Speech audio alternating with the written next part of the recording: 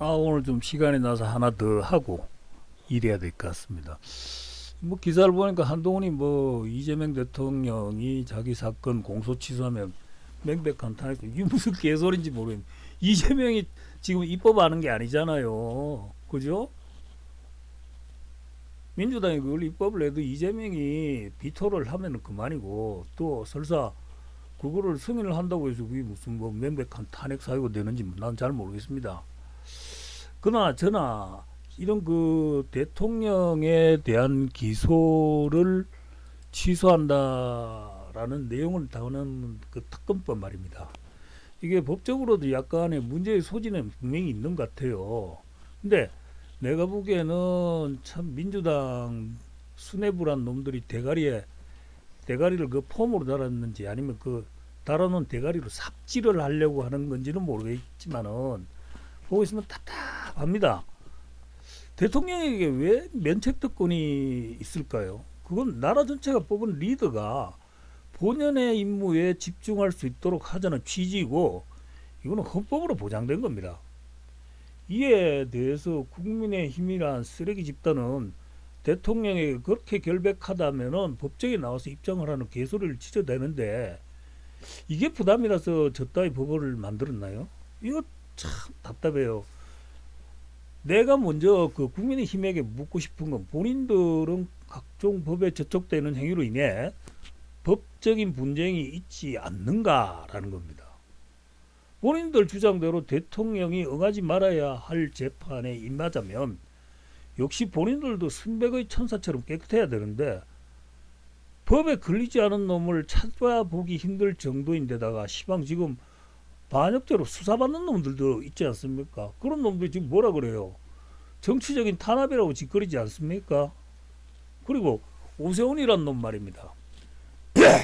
선거 전에 판결이 이루어지는 건 정치적으로 오해를 받을 수 있다, 뭐 질질 짜면서 선거에 재판 받겠다고 하던데, 이것도 뭐라고 설명을 해야 되겠습니까? 시장 다시 되고 난 다음에는 뭐 어떤 압력을 행사해서라도 뭐 법을 피해 나가겠다는 건지, 아니면 뭐 시정에 영향을 주어서 는 안 된다는 그런 논리로 또 빠져나가려고 그러는 건지 모르겠습니다. 자, 대통령이 본연의 임무를 잘 수행할 수 있도록 특검법을 만든다면은 조작 기소를 한 검사들을 처벌하는 데 집중해야 되겠지요. 그리고 그 과정이 대통령 임기 전에 이루어지도록 만들어야 됩니다.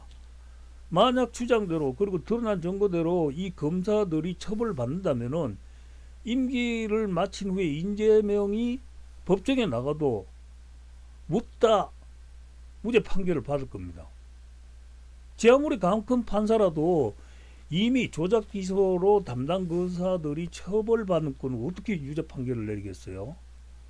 설사 그렇다고 해도 법 왜곡죄는 왜 만들었습니까? 그런 판결을 내린 판사를 법 왜곡죄로 헌법재판소에 제소를 하면 되지 않겠습니까? 자, 오늘 다시 보니까 말도 안 되는 제안을 이란이 하고, 트럼프는 또 그걸 못 받아들이겠다고 다시 전운이 감돌고 있고, 그 여파는 한 번으로 그치지 않을 기세입니다. 대통령이 이스라엘을 비난하고 싶은 건 하고 싶어서 했겠어요? 이란한테 아부해가지고 아랍에게 아부해서 기름 한 방울이라도 더 얻고자 생쇼를 한 거지 않습니까? 그런데 이게 도움이 되는 일이라고 보고 만든 법입니까? 이미 만들어진 시스템 안에서도 충분히 해결할 수 있다면은 이건 건 접어야죠. 해서는 안 돼요. 자, 그리고 지금 또 이 국민의힘을 완전히 박멸시키자면은 더 이상 농공행상하고 불필요한 경쟁을 하지 말아야 됩니다. 나는 조국당하고 왜 경쟁을 하는지 모르겠어요.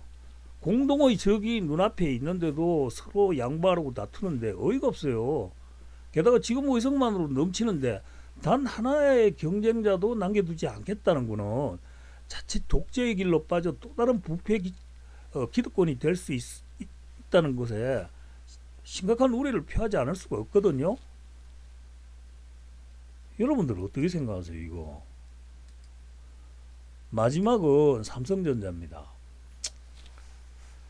사실 노사간 분쟁은 정치적인 그런 견해가 끼어들 이유가 없는 지극히 사적인 분야죠. 경영자의 자질에는 이런 문제의 해결 능력도 있어야 하는 법인데, 만약 이 위기를 넘기지 못해 정치권의 힘을 빌려야 한다면 이재용 씨도 거취를 고민해봐야 됩니다. 어마어마한 수익, 그리고 더 큰 수익이 미래에 기대가 된다면은 의당 그 기대치에 맞는 위기도 계산에 넣어야 됩니다. 설마 이런 개꿀을 세상이 우리만 먹게 놔둔다고 생각하고 있을까요? 그거는 참으로 어리석은 착각입니다. 기업 친화적 정권과 노조 친화적 정권이 집행한 정책의 결과를 우리 똑똑히 봤습니다. 기업 친화를 외쳤던 윤석열은 노동자들을 조폭으로 규정하고 강압적으로 탄압했죠. 그런 폭압 속에서 말 한마디도 못하는 게 노조들이었습니다. 이젠 노조 친화적인, 그리고 대통령도 소년공 출신인 정권이 들어섰다면은, 그리고 그런 대통령이 한마디 거들었다면은 이익만 생각할 것이 아니라 부조리한 경제구조를 성계가는 데 힘을 보태야 마땅하지 않겠습니까? 지금처럼 당장 지구가 망해도 내 몫은 챙겨야 되겠다고 설친다면은 분명히 그 떡에 손을 댈 수 없는 대다수에게 반감을 사게 될 것이고, 이들과 보조를 맞춰 정권을 창출한 집단에게도 반감을 가지게 될 것이 분명합니다. 내가 말하는 민주당입니다. 만약 그런 사태가 벌어진다면 어떻게 되겠어요? 윤석열보다 더한 말종이 대통령이 되어서 노조는 경제에 백해무익하다고 강변하면서 반노조 정책을 펼친다면 무슨 수로 대항할 겁니까? 어찌된 영문인지 민주적인 대통령만 선출되면 하나같이 이런 모질이 짓들을 해가지고 다른 밥에 코나 빠뜨리는데, 정말 알다가도 모를 일입니다. 민주당하고 삼성전자 정신 차리십시오.